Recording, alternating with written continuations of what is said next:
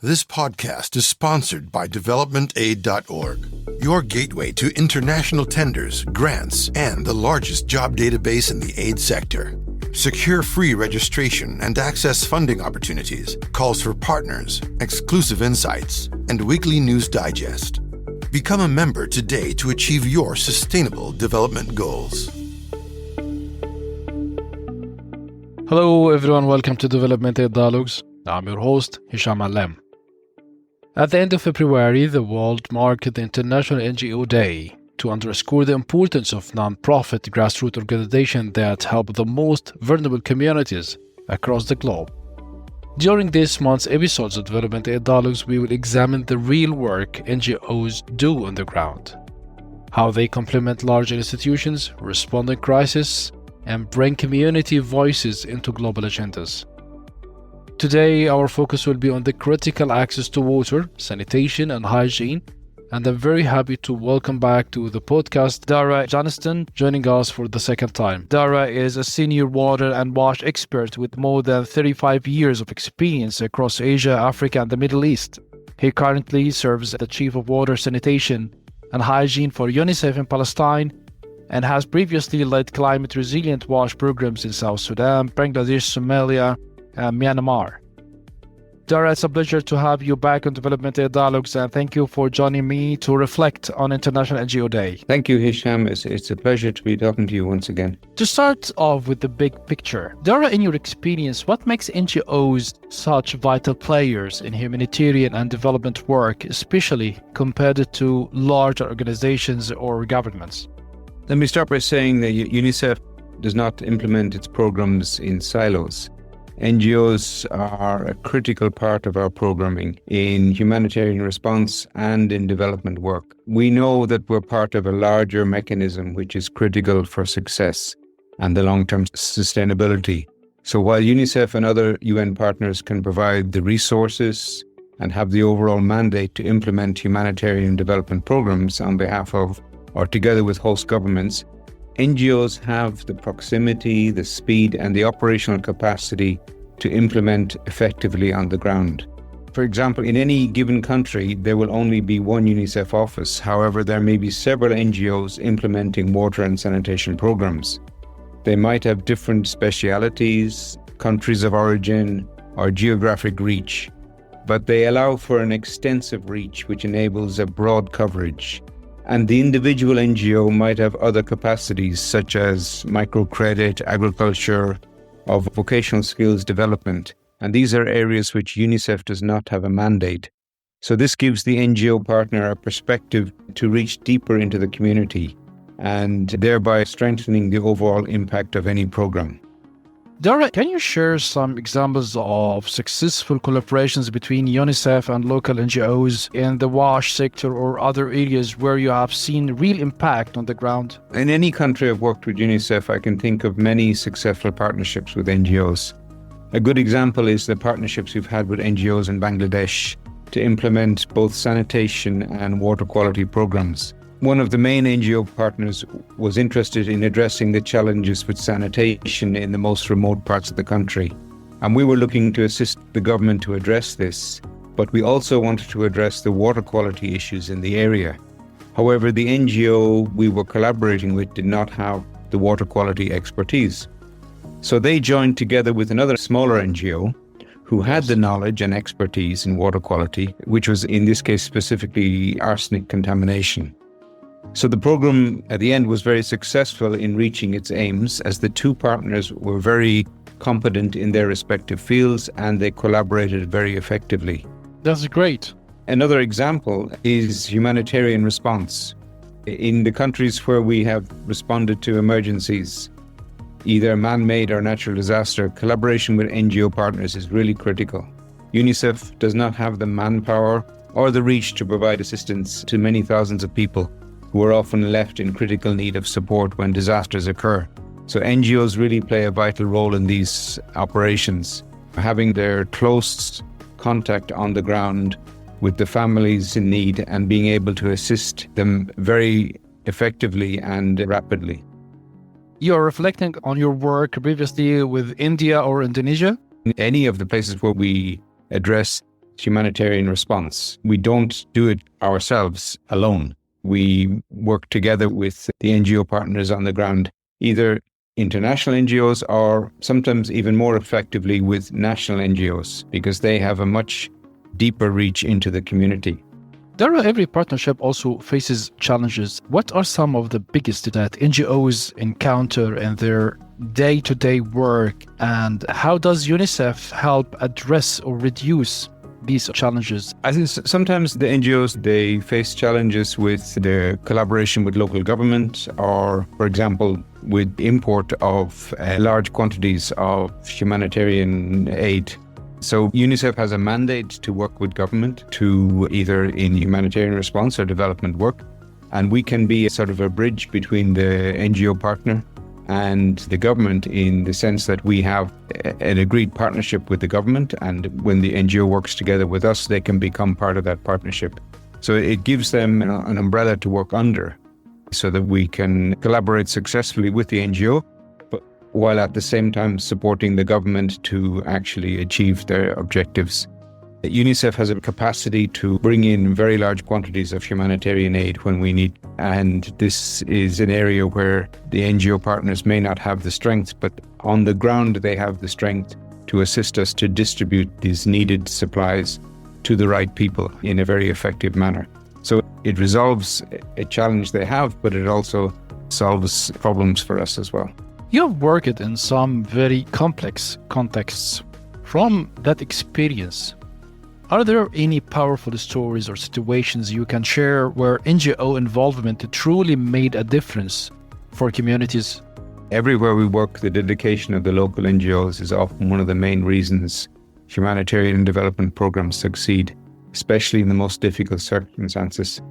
I can think in one particular instance was the dedication and response by the NGOs to the humanitarian crisis of the influx of Rohingya refugees into Bangladesh in 2017. Most of the NGOs in the water and sanitation sector had not implemented humanitarian programs for many years in Bangladesh.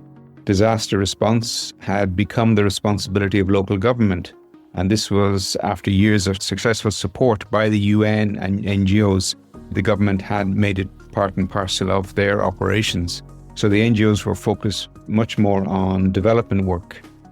But the refugee crisis was different. It was not local community, it was not local government that was responding. And you had almost 1 million people displaced in a very small area of land. So most of the water and sanitation NGOs were development partners of UNICEF in our mainstream programming. And they had, as I mentioned, not implemented humanitarian response for some time, but they very quickly turned their attention to the crisis. And overall, it was a very successful intervention, which undoubtedly saved many lives by providing safe water and improved sanitation in the most difficult conditions. Some of the NGOs didn't really have a mandate for humanitarian response, but in light of what they were seeing unfold, they actually changed their approach for a short period of time, but it was enough to make that an impressive difference to the response. This is a real hard work. Let's talk about ideas and innovation. How do NGOs bring fresh thinking or community perspectives into UNICEF's programs? Do you have an example where NGO-driven innovation really changed an approach or outcome?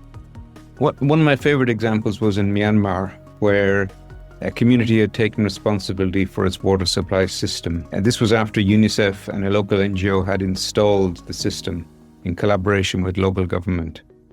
The system consisted of a borehole into the aquifer, a solar-powered pump, and a ground tank. From the ground tank, the household members had to collect their water. So they would go by foot, put it in the container, and carry it back to their house. And the funds for this particular project were limited, so an elevated tank was not possible. The local community and the local NGO, knowing that the solar-powered pump could pump water higher than the ground tank, so they came together and they raised the funds to build an elevated tank. And then they ran a pipeline from the elevated tank to each home in the village. They then installed water meters and collected a fee for the water usage. And this limited wastage and made sure that the system was maintained because there was an income. So this was something that we found when we came back to visit the community after a number of years. And because it was all locally brought together, it was a really impressive outcome. And we then worked with this NGO partner and scaled up this example to cover many more communities in the area, which originally had the ground tank solution. And almost all of the communities welcomed the idea. And the beauty of it was that the resources to take this to the next level were all coming from the community. So there was community ownership and the sustainability was also ensured. I think this is one of my favorite examples of innovation in a very remote sense. That is really inspiring. The first thing came to my mind, the movie of The Boy Who Harnessed the Wind. Yes. Yes. Looking ahead to the future of collaboration, what would you most like to see improve or even evolve in how UNICEF and NGOs work together? Or in other words, are there untapped opportunities for deeper or smarter collaboration? I think the collaboration with NGOs is always evolving. We learn from each other. And I've observed that more and more we recognize each other's relative strengths and where we can complement one another. So I think that this dialogue should always continue, and there will always be a need to evolve and to improve capacities all the time. So I think if we continue the dialogue, I think we will grow stronger together. Dara, many of our listeners may be working in smaller organizations. What practical advice would you give to small or new NGOs that hope to partner with larger agencies like the UNICEF or any other international bodies and to maximize their impact? So in the water and sanitation programs, I would always seek to work with an NGO partner which has similar objectives to UNICEF, and not one that is simply portraying the capacity and values we have just to avail of our funding. If there is compatibility, we should work together. If the synergies don't exist, then they can't be created. If both UNICEF and the NGO partner have similar objectives, then I think we can really have a good partnership. But if those similarities are not there, I don't think that they should be created. Yes, but do you think that the international aid cut that took place in the last couple of years is affecting this kind of having mutual goals for both the small and the big organizations? It's definitely having a major impact on the organizations, but I don't think it's changing the goals. In fact, it probably means that it's more important that we are there and we are there to support people, because a lot of resources have been curtailed and we need to find ways to work more effectively and have even greater impact, because with reduction in resources, then you're going to find even more people in need. Reflecting on your long career, are there key lessons from past UNICEF NGO collaborations, good or bad, that you think NGO leaders and practitioners should keep in mind today? I think one in particular, it's all to do with communication. When any sort of problem occurs, and there'll always be problems along the way, we have to be practical. Nothing will run smoothly, nothing will be perfect. But we always expect our NGO partner to inform us immediately, and sometimes this is not always what happens. If they're able to be upfront and tell us when some issue is occurring, this builds trust, and this is a critical part for any collaboration. If we know from the beginning of any issue that we can help to solve the issue, or perhaps not, but at least being aware of it puts us in a much greater position of trust, I think. Sometimes the problem can be solved quickly, and then maybe in hindsight they might think, oh, maybe we shouldn't have bothered to inform. But often the problem gets larger, and inevitably we get to know. And the worst case is when we learn of an issue through a third party, and this can lead to a real breakdown in trust. So I think the communication as a program is being implemented, not just the achievements and the good parts of the story, but the challenges that they're facing. These need to be related as quickly as possible, and we can work together to solve these. Building on that, there is also a critical debate about competition versus collaboration. Some critics argue that NGOs sometimes compete for visibility or funding instead of working together. How can organizations move beyond turf wars and refocus on the people who need help most? Yeah, I think it's an important point because you can see it happening more and more. But each partner, I think, has its own strength and capacity. And this is what we should build on rather than competing. The bottom line is that we should be working towards actually not being needed. Development workers should put themselves out of a job, really. That is the long-term objective, strangely enough. So we should implement sustainable programs. And in the case of humanitarian responses, we have to have an exit strategy which leaves the community stronger than before and not dependent on our assistance. So I think the focus should not be on competing, but rather on looking at each partner's relative strength and building on that. At the same time, the global context is changing fast. As development priorities shift, whether due to climate, conflict, or funding pressures as we have just discussed, what is one major risk you are most worried about for NGOs and how should they prepare for it? I see more and more a push towards NGOs becoming more like private enterprises, private contractors. Many donors are preferring this modality and they are missing out on the key strength of an NGO, which is not the for-profit activities, but more their ability to work very closely on the ground and be very much in touch with the local community. The way of doing as a contractor, it has its advantages, but one of the key elements of NGO is that they are not for profit. Naturally, they have to cover their costs and not run out of funds. But when it becomes a profit-making enterprise, we're definitely talking about a private company. And in that case, a private company does not necessarily think about sustainability or the community having a dependence on the assistance that's being given. So they don't really think about the long-term sustainability of the community. So I think that's a big risk that, especially in these times where funds are becoming scarce and where donors are really looking to maximize on the numbers, but we have to help the donors realize that it's not just the numbers, it's the quality of what we do, the sustainability, and creating a capacity within the community to take care of themselves. And that's really not something that private enterprise can always do. That would be one of the changes that I see happening that is a bit of a worry. So what is the role of the donors, the big organizations, and the small NGOs to get prepared for this challenge? I think that there needs to be more recognition of the role that NGOs play in communities and how they actually can support that the community don't have dependence on aid assistance, but they have their own strengths and they have sustainable programming so that if the system breaks down, that they're able to fix it. If the maintenance is required, that the funds are there so that the long-term sustainability is there. Seconding with that, another important dimension is voice and representation. How do NGOs act as ambassadors or bridges between local communities and international organizations like UNICEF, for example, or other multilateral actors? NGOs can often be our most direct communication channel to the most vulnerable in the community. We learn a lot from our NGO partners, which we might not know from our own interactions or from our government partners.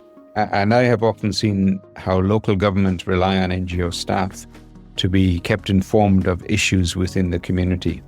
So their NGOs are really a direct or independent voice for the community members, and they're able to tell us where the real issues are and if programming is being effective or not. So I think that's maybe one of the biggest strengths of NGOs is that they have that trust of the community and they have that outreach to right down to the poorest in the community. Dara, to close our conversation on a hopeful note, as we celebrate International NGO Day, what message or hope would you share with listeners who value the work and the mission of NGOs around the world? NGOs have played a vital role in humanitarian and development programs for many decades now. They have grown and evolved and become stronger with every year of experience.